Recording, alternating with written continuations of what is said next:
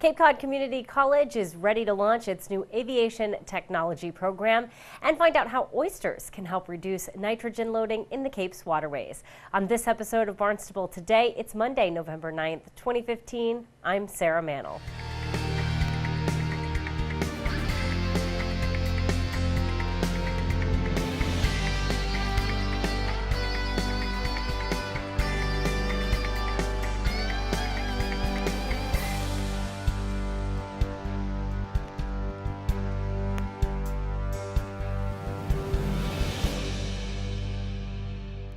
Cape Cod Community College will launch a new aviation technology program next spring.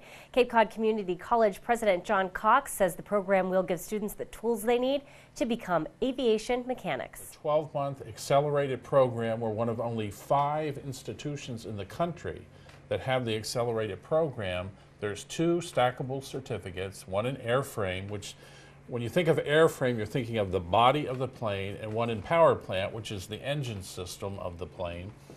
When you complete them successfully, you're eligible to sit for the FAA license. You pass the FAA license, and your career opportunities will begin to unfold at that point in time. You can learn more about the aviation technology programs being offered at Plymouth Airport by visiting capecod.edu/aviation. Town officials are looking for non-traditional solutions to nitrogen loading in the Cape's waterways. Barnstable This Morning host Sarah Colvin talks with Assistant Town Manager Mark Ells about how Barnstable could use oysters to help solve the problem. I wanted to talk today, had the chance to go down to Scudder's Lane in Barnstable Village this week. Recreational oyster season opened. Hundreds of people down there gathering oysters, and it's just an amazing kind of a part of our community, part of our culture, and the oysters are so fascinating. It really is an interesting part of our ecosystem. Oh, absolutely. I mean, besides the recreation and opportunities that we have here in town, and our natural resources department and our shellfish people do such a wonderful job with this program. And besides the fact you get to eat them as well once you harvest them, there's other values to these oysters, and we see it across Cape Cod now as one of the, I guess they call them non-traditional solutions to this nitrogen loading problem that we have in our embayments, which is the fact that these are just natural filters. And they're a wonderful natural way to help to clean up some of the environment out there. So it's got a dual purpose. It really does, and I think that's so fascinating that here's something that occurs naturally, part of our natural ecosystem that can help solve a problem that we're really looking to solve. So we've been hearing a lot about these watersheds and about a lot of private groups who want to kind of beef up the aquaculture, and we've got a pretty robust aquaculture program already in place here in Barnstable. We do, and it's very much focused at this point on the harvesting of those for consumption, whether it be commercial or residential. So I think what we're seeing now are groups emerge that would like to see us develop an aquaculture program that's also focused on getting pilot programs in place that aren't open for harvesting, and utilizing them for multiple purposes. First of all, to study pilot areas to understand how much nutrient the oysters will absorb. And we've been talking with 3 bays now for a decade about this opportunity, and most recently they've approached us. I met with them last week, wanting to do a public-private partnership in developing this to another level, not just so that they can be harvested by commercial and residential permit holders, but that we develop a program that puts in place a larger number of oysters out there. Specifically, they're asking for a pilot program this spring in North Bay. And they've come to the table, as they always have in the past. They've been wonderful partners on many efforts, with money and with resources to assist the town in doing this. Now, I went from that meeting to a meeting with Tom Marcotti, which is always, if you have the opportunity to speak with Tom Marcotti, he is such a wealth of knowledge, and he knows his program so well. So we spent about an hour and a half together. I learned, oystering 101 from Tom.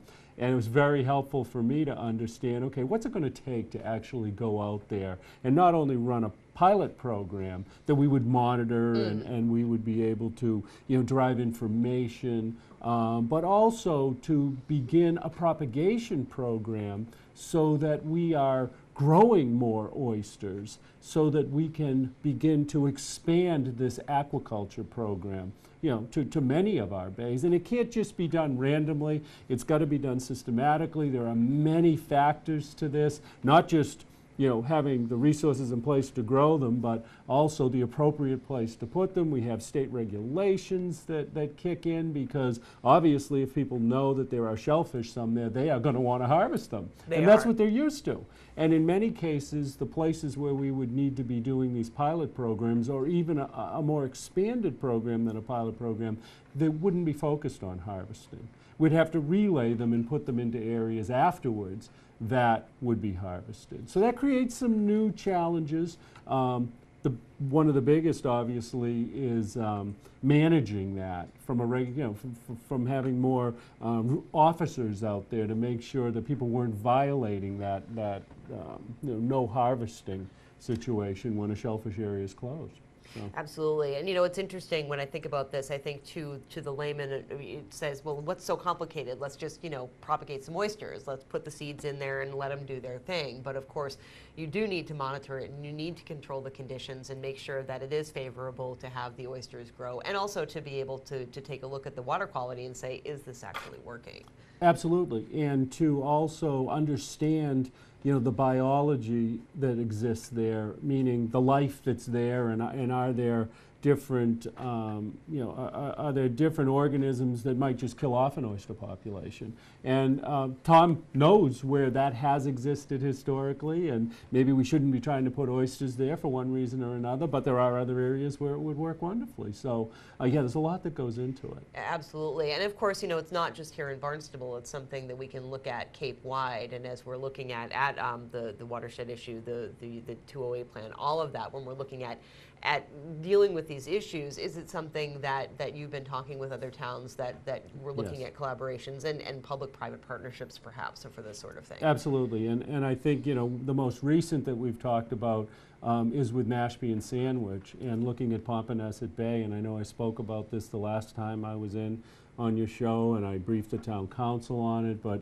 the watershed legislation that's out there that allows us now to look beyond our own town boundary at partnering with other communities and then looking at what the sources of these nutrients are and looking at being able to get credits for what we're calling non-traditional approaches. Traditional would be you want to remove nutrients, you do some sort of wastewater, hard wastewater solution, like a treatment facility or something of that nature. The other side, these non-traditional approaches are things like aquaculture, fertilizer regulation, some of these impermeable barriers that they have out there that might stop the movement of the nutrient, and then to a certain degree, the permeable side of it, which is the nutrient passes through but it's absorbed, so what comes out the other side isn't a problem.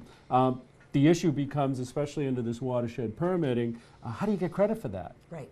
Because not to say that we shouldn't do any of these things because they're good for the environment, whether you get a credit or not, but we're going to be up against a challenge very soon to reduce these nutrient levels. So we want to be clear on, well, how do you get the credit for a dredge project or a shellfish propagation project that truly, naturally will reduce that nutrient level? I mean, oysters are like these unbelievable filters. I've heard like 40 to 50 gallons of water a day, each one absorbs, and so I drove out with Dan Santos and looked at what they're doing on the Outer Cape, and it's just amazing. In Wellfleet, we went down there and met with the project director down there, Kurt Felix, and the improvement that they've seen in the bay by introducing initially hundreds of thousands, now they have millions of oysters. We'll be sure to tune in to our hour-long news program, Barnstable This Morning, weekdays at 7 a.m.